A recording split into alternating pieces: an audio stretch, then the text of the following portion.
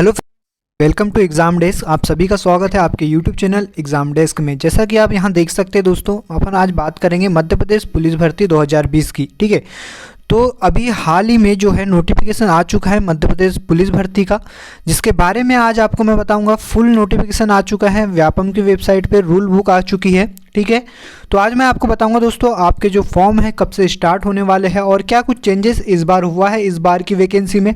ठीक है, कितने पदों पर आपकी वैकेंसी आई है ये भी इस वीडियो में आपको देखने को मिल जाएगा, और कौन कौन सी इस बार वैकेंसी को इंक्लूड किया है व्यापम के द्वारा। ठीक है, तो इस सारी की सारी बातें आज मैं इस वीडियो में बताऊंगा। आपका ज़्यादा समय ना गवाते हुए अपन स्टार्ट करते हैं अपने इस वीडियो को। और अगर आपने दोस्तों आप पहली बार इस वीडियो को देख रहे हैं और आपने अगर मेरे चैनल को सब्सक्राइब नहीं किया है तो प्लीज़ इसे सब्सक्राइब कर देना, ताकि आपको एमपी पुलिस की पल पल की जो भी डिटेल है, सारी की सारी न्यूज़ है, वो आपको सबसे पहले आपके तक पहुंच जाएंगी। ठीक है, तो चलिए स्टार्ट करते हैं दोस्तों। आपके लिए सबसे पहले बात करते हैं एग्ज़ाम फॉर्म कब से स्टार्ट हो रहे हैं। आप यहाँ देख सकते हैं प्रोफेशनल एग्जामिनेशन बोर्ड भोपाल के द्वारा ये जो नोटिफिकेशन आया है, ये रूल बुक आई है। ठीक है, इसमें बताया गया है दोस्तों, ये जो नोटिफिकेशन है किस संबंध में, मध्य प्रदेश शासक के आरक्षक संवर्ग भर्ती हेतु चयन परीक्षा 2020 की, जो कि आपका जो एग्ज़ाम आवेदन भरने की प्रारंभ तिथि है 31 दिसंबर अर्थात 31st डे। हमेशा आप क्या करते हैं, आप बड़े आराम से 31 मनाते रहते हैं और जो है क्या बोलना चाहिए, जो आप क्या काम करते हैं 31 की पार्टी करते रहते हैं। लेकिन इस बार आपको जो है 31 की बहुत बड़ी खुशखबरी मिली है।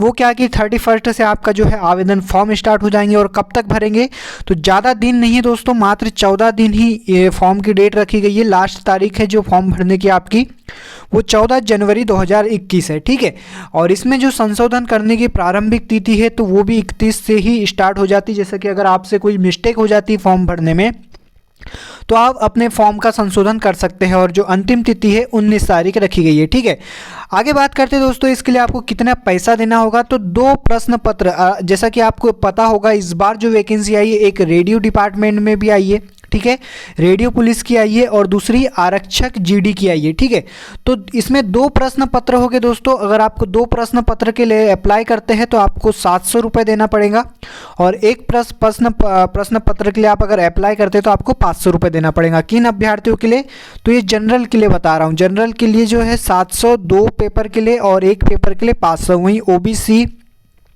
अनुसूचित जाति और अनुसूचित जनजाति की बात करें तो 350 रुपये 2 प्रश्न पत्र के लिए लग रहा है, और एक प्रश्न पत्र के लिए जो है 250 रुपये लग रहा है। ठीक है, इस प्रकार से दोस्तों टोटल आपको जो है आपका जो पोर्टल शुल्क लगेगा यहाँ पर 60 रुपये, और जो फॉर्म भरने से जो उसको 20 रुपये मिलता है जो आपका जो फॉर्म भरता है। ठीक है, ये सारी की सारी बातें तो फॉर्म भरने से रिलेटेड है।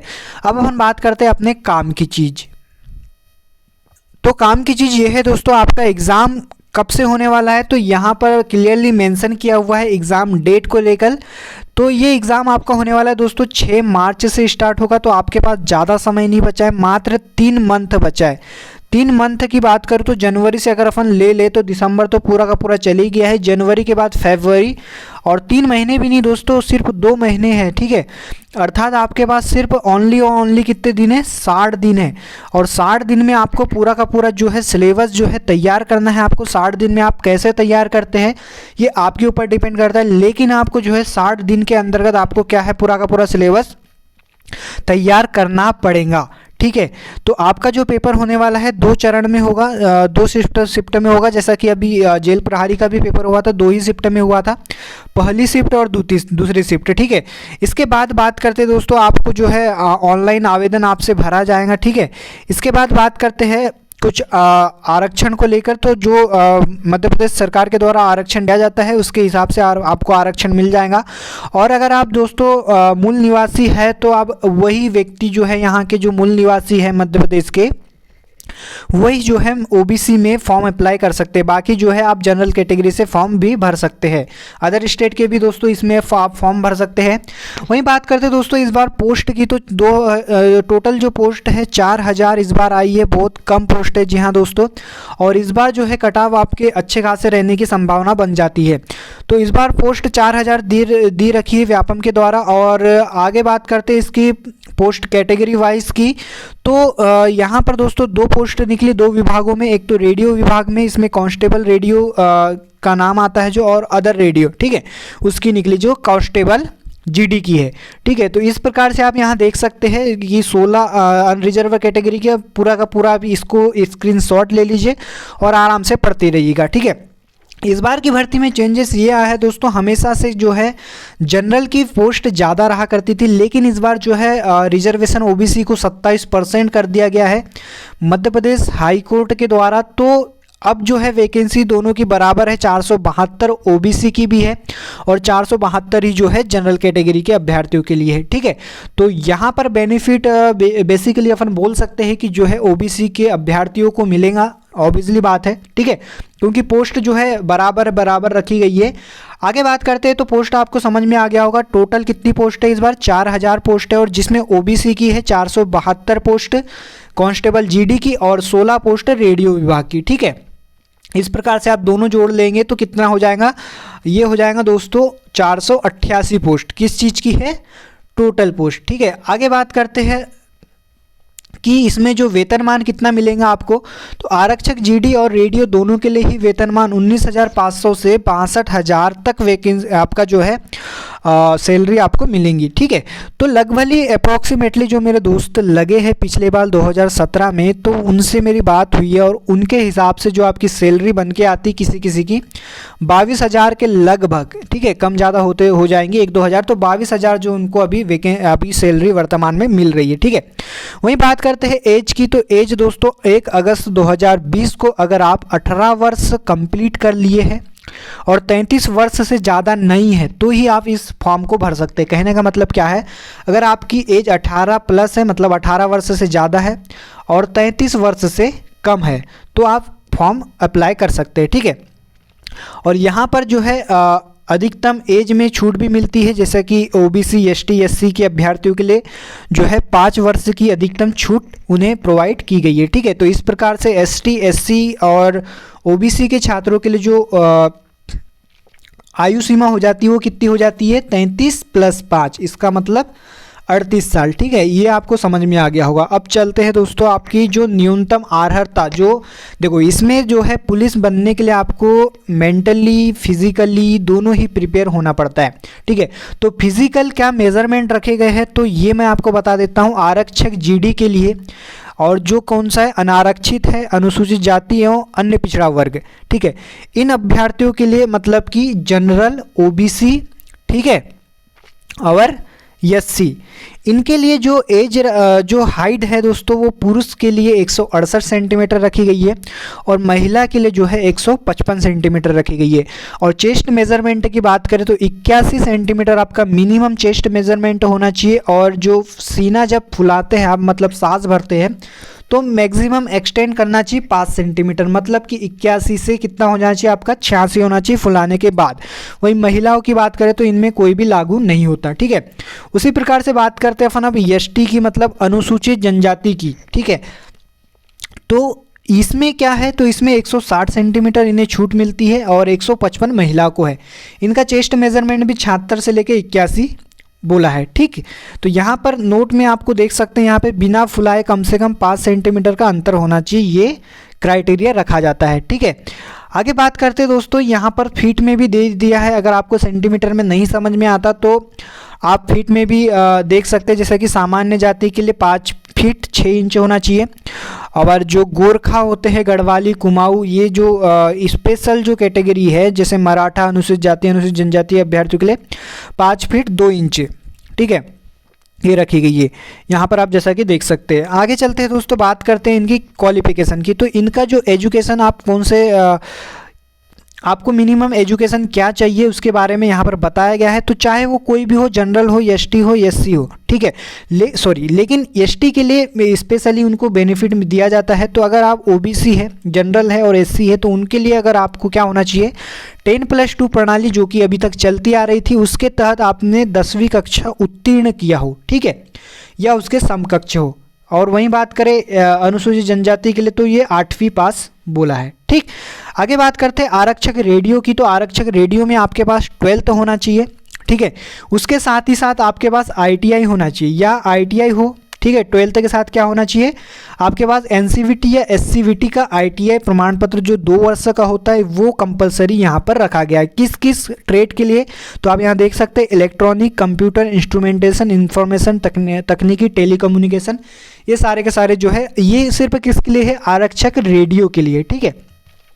आगे बात करते हैं और क्या क्या रखा गया है। तो यहाँ पर आपके पास अगर आपके पास 3 वर्षीय डिप्लोमा है तो वो कैंडिडेट भी भर सकते हैं, और साथ में अगर आपने बी किया है तो वो भी आरक्षक जीडी के लिए भर सकते हैं।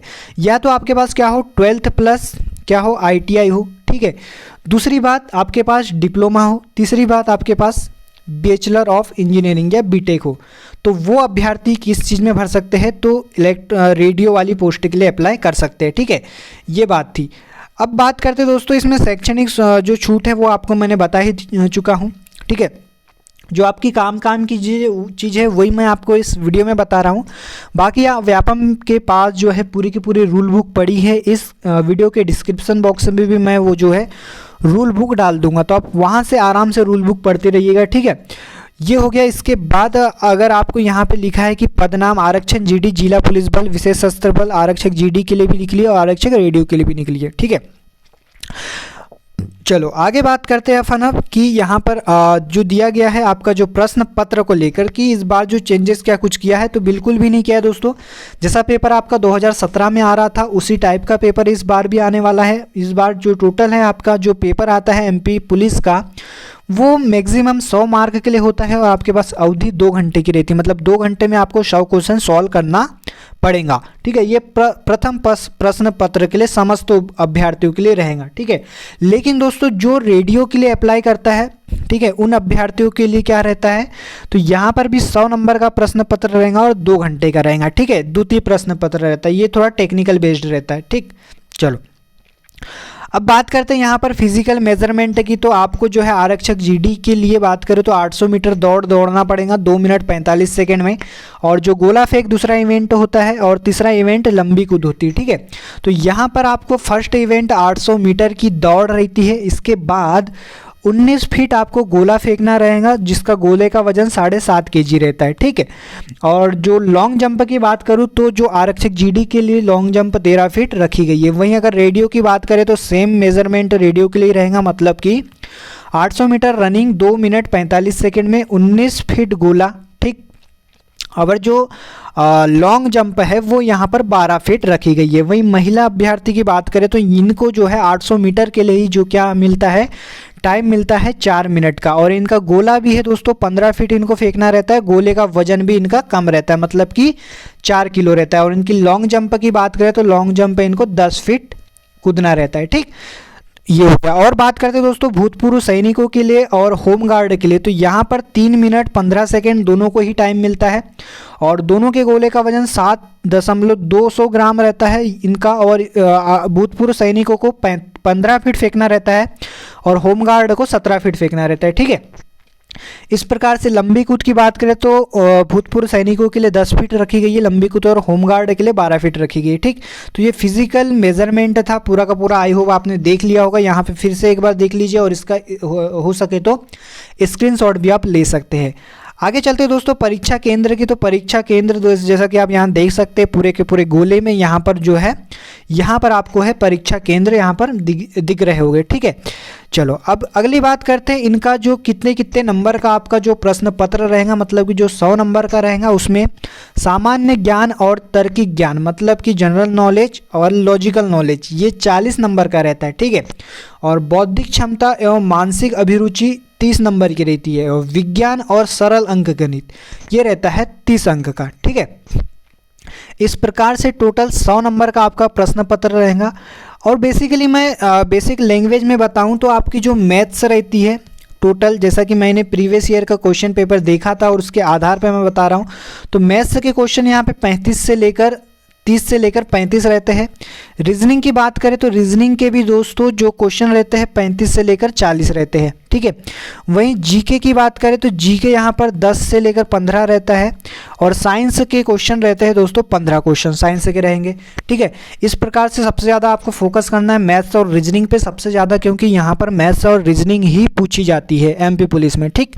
चलो, तो ये डिटेल एनालिसिस था आपका पूरी की पूरी जो रूल बुक का। आई होप आपको समझ में आ चुका होगा। अगर समझ में आया है तो दोस्तों इस वीडियो को ज़्यादा से ज़्यादा फैलाएं अपने दोस्तों तक, और जो है इस यूट्यूब चैनल को आप सब्सक्राइब भी कर सकते हैं। तो thanks for watching this video, bye bye, take care and तैयारी अच्छे से आप करते रहिए। धन्यवाद।